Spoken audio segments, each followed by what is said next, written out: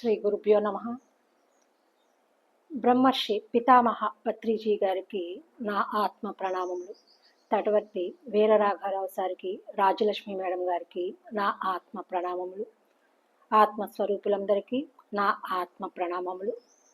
మనము నిన్నటి రోజున మానవుని యొక్క కర్తవ్యాల గురించి కొంత వివరించుకున్నాము. ధ్యానం చేసినప్పుడు అనుభవాలే ముఖ్యం కాదు, ధ్యానం ద్వారా మనము ఎంత జ్ఞానాన్ని సంపాదించుకున్నాము అనేది ముఖ్యము అని మనము తెలుసుకున్నాము. అలాగే ఆది శంకరాచార్యులు వారు చెప్పినటువంటి కొన్ని విషయాలను కూడా తెలుసుకున్నాము. ఏమిటి ముఖ్యము అంటే శ్రవణము, మననము,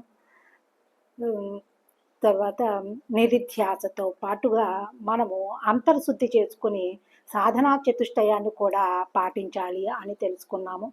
సాధనా చతుష్టయం అంటే నిత్య అనిత్య వస్తువు యొక్క వివేకము, అలాగే వైరాగ్యము, అలాగే షట్ సంపత్తి, ఇంకా మోక్షత్వం అనే వీటి గురించి కూడా మనము తెలుసుకున్నాము.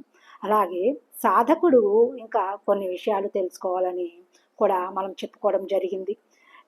ఏమి చేయాలి, ఏమి చేయకూడదు, ఏవి పట్టుకోవాలి, ఏవి వదలాలి అనేవి కూడా మనము ఇక్కడ తెలుసుకోవడం జరిగింది.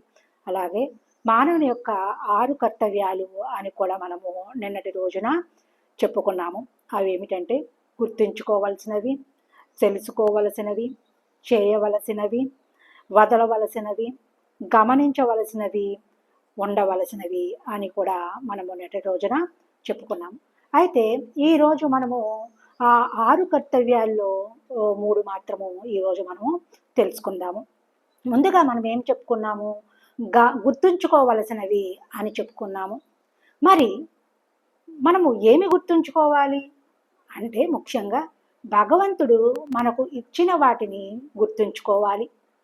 చాలామంది అనుకుంటారు, భగవంతుడు నాకు ఏమీ ఇవ్వలేదు, నాకు కష్టాలు, బాధలు, సమస్యలు మాత్రమే ఇచ్చారు, నా మీద భగవంతుడికి దయలేదు అని అనుకుంటూ ఉంటారు. అంతేకాని భగవంతుడు ఇచ్చిన వాటి మీద దృష్టి పెట్టరు. దానికి ఒక కథ చెప్పుకుందాము.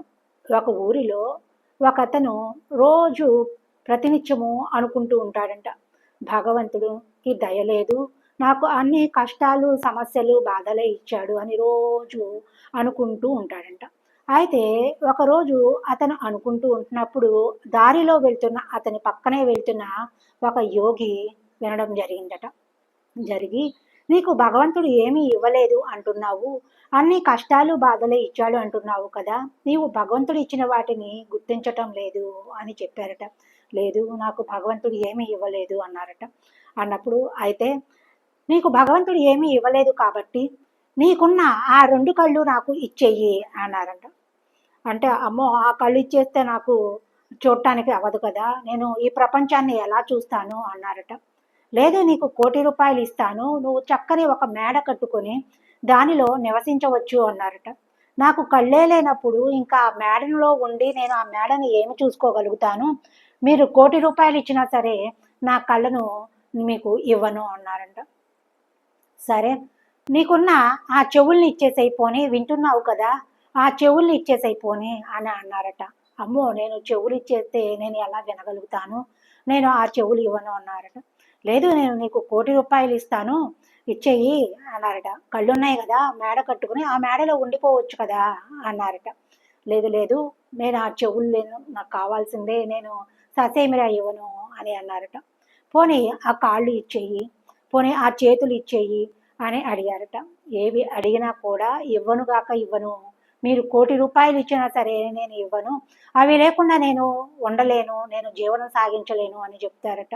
అప్పుడు ఆ యోగి అన్నారట, మరి చూసావు కదా, నీకు ఎంతో విలువైన వస్తువుల్ని 1,00,00,000 రూపాయల కంటే కూడా విలువైనవి అని నువ్వే కదా ఇప్పుడు 1,00,00,000 రూపాయలు ఇస్తాన్నా కూడా నీవు ఇవ్వలేదు, మరి నీలో ఎన్ని కోట్ల రూపాయలకు మించినవి నీ దగ్గర ఉండగా భగవంతుడి నీకు ఏమీ ఇవ్వలేదు అని ఎందుకు అనుకుంటున్నావు మరి అని అన్నారట. నీలో లోపల కూడా, నీ శరీరంలో కూడా ఏ అవయవాలు ఎక్కడ ఎలా ఉండాలో అలా అన్నీ అమర్చి నీకు ఆ భగవంతుడు ఈ శరీరాన్ని ఇస్తే నీవు ఏమీ ఇవ్వలేదు, కష్టాలు బాధలే ఇచ్చావు అని అంటున్నావు, ఇది ఎంతవరకు సబబు అని చెప్పారట. అప్పుడు ఆ ఆ గ్రామంలోనే అతనికి ఏమి ఇవ్వలేదు అని ఎవరైతే అనుకుంటున్నారో అతను ఈ విషయాన్ని విని జ్ఞానం పొందారట. అవును కదా, నేను ఎంత మూర్ఖంగా ఆలోచించాను, భగవంతుడు ఇన్ని నాకు ఇచ్చినా కూడా నేను ఏమి ఇవ్వలేదు అని ఎన్ని రోజులు మూర్ఖంగా బ్రతికాను. ఇప్పుడు ఆ భగవంతుడు ఇచ్చిన వాటిని ఉపయోగించుకొని కష్టపడి సంపాదించుకొని నేను ఇంకా మీదట జీవిస్తాను అని అనుకున్నారట.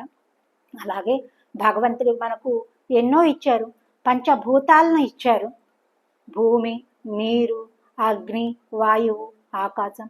ఇవన్నీ ఇచ్చినా కూడా మనము భగవంతుడు మనకి ఏమీ ఇవ్వలేదు అనుకుంటున్నాము.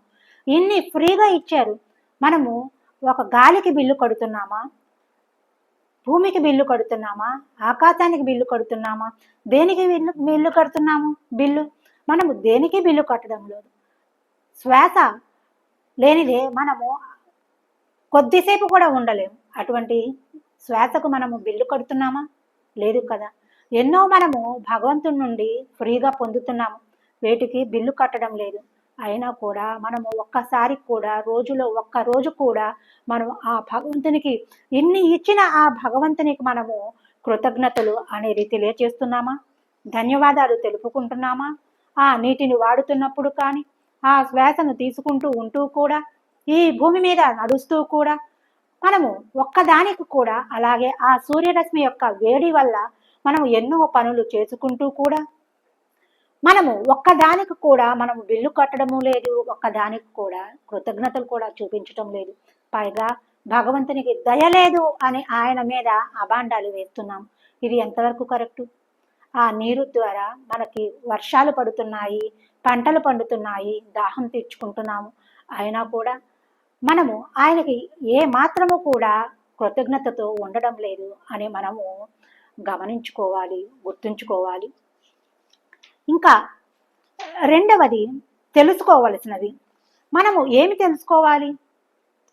అసలు మనం ఎవరం, ఎక్కడి నుండి వచ్చాము, ఈ శరీరాన్ని తీసుకొని ఈ భూమి మీదకు ఎందుకు వచ్చాము, మరి మనము తిరిగి ఎక్కడికి వెళుతున్నాము అనేది ఎవరమైనా తెలుసుకుంటున్నామా? లేదు.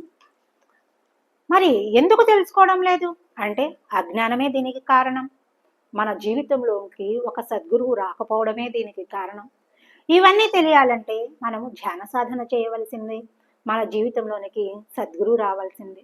సద్గురువు వచ్చినప్పుడే నేను దేహం కాదు ఆత్మను అని తెలుసుకుంటాము. మరి ఆత్మగా జీవిస్తున్నామా అనేది కూడా మనం ఇక్కడ తెలుసుకోవాలి. మనం ఎక్కడి నుంచి వచ్చాము అంటే పరమాత్మ నుండి విడివడి అంశాత్మగా ఈ భూమి మీదకి శరీరాన్ని తీసుకుని వచ్చాము అని తెలుసుకోవాలి. మరి ఈ శరీరాన్ని తీసుకొని ఎందుకు వచ్చాము, దేనికి వచ్చాము అని తెలుసుకోవాలి. ఈ శరీరం ద్వారా ధ్యాన సాధన చేసి జ్ఞానాన్ని పొందాలి అని మనము వచ్చాము. అలాగే మరి ఎక్కడికి వెళ్ళాలి అంటే ఎక్కడి నుండి అయితే వచ్చామో తిరిగి ఆ ఈ పూర్ణ జ్ఞానాన్ని పొంది తిరిగి మనం ఆ సత్యలోకం, ఆ పరమాత్మ వద్దకు చేరుకోవాలి.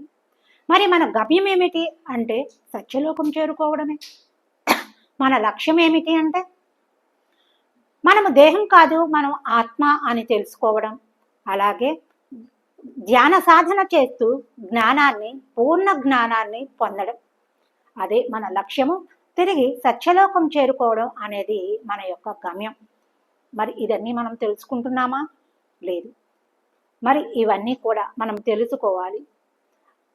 ఇవన్నీ తెలుసుకున్నప్పుడే మనము తిరిగి సత్యలోకానికి చేరుకోగలుగుతాము. ఇంకా మూడవది చేయవలసినది. మరి చేయవలసినవి ఏమిటి? మరి ధ్యానం చేస్తున్నాము, సరి అయిన ధ్యాన సాధన చేస్తున్నామా లేదా అని తెలుసుకోవాలి, చేయాలి.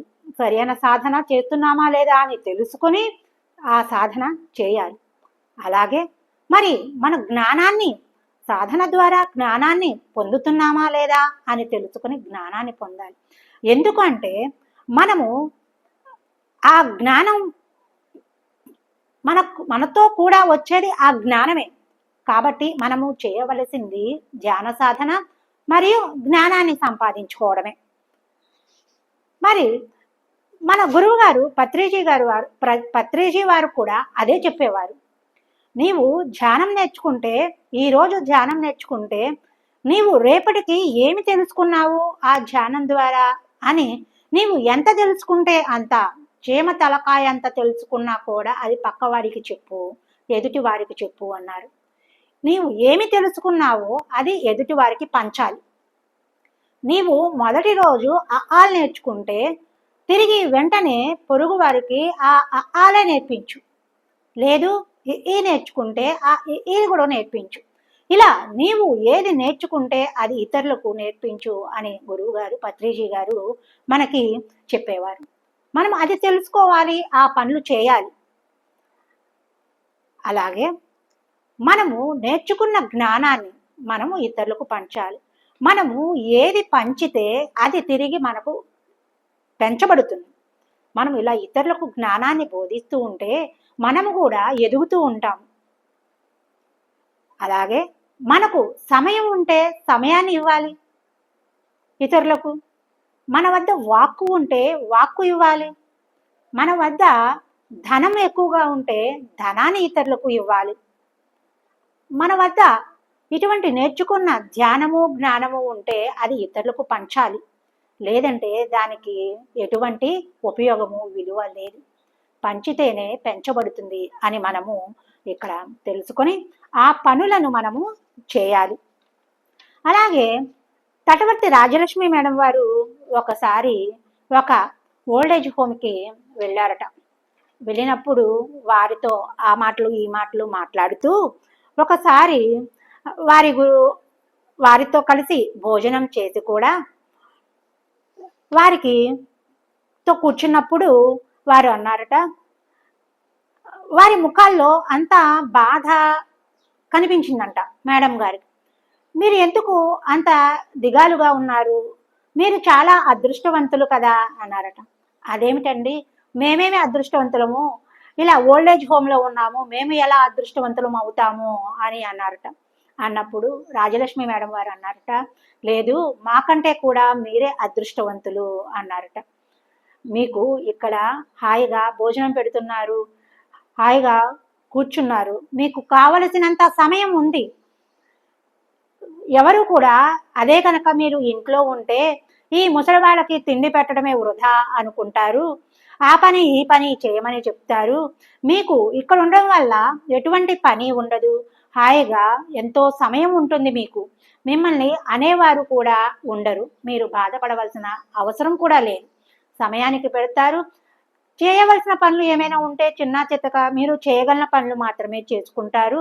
మిగిలిన సమయం అంతా కూడా మీకు చాలా సమయం ఉంటుంది. కాబట్టి మీరు ఆ సమయంలో ధ్యానం చేసుకోవచ్చు, చక్కగా ఆత్మ జ్ఞానాన్ని పొందవచ్చు, ఆధ్యాత్మిక పుస్తకాలు చదవచ్చు అని చెప్పారట. అలా చెప్పి వారి చేత ఒక అరగంట ధ్యానం చేయించారట. అప్పుడు వారి ముఖాల్లో చాలా వెలుగు కనిపించిందట.